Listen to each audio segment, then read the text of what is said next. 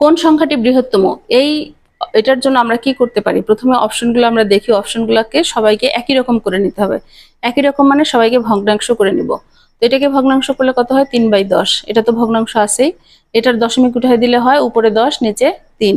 আর এটা তো 0.3কে ভাঙাইলে 3/10, আর রুটই থাকলো। এবার কি করতে হবে? সবাইকে রুট করে দিতে হবে এই রুটটা উঠানোর জন্য। সরি, সবাইকে বর্গ করে দিতে হবে, তাহলে এই রুটটা উঠে যাবে। বর্গ করলে কি হবে? 3-এর বর্গ 10-এর বর্গ, 1-এর বর্গ 9-এর 3-এর বর্গ, এবং এখানে 100/9, আর এখানে 3/10, রুট কাটা গেল। এরপরে আমাকে কি করতে হবে? এরপরে হর সমান করে দিতে হবে।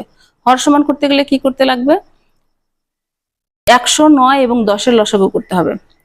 অর্থাৎ 10-এর লসাগু তো 100-এর মধ্যে আছে, 9 এবং 100 লসাগু করলে 900।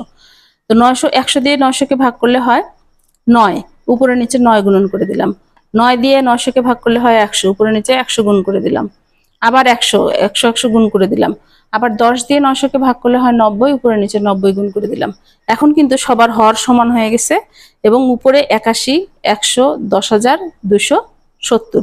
সবচেয়ে বড় সংখ্যা এটা।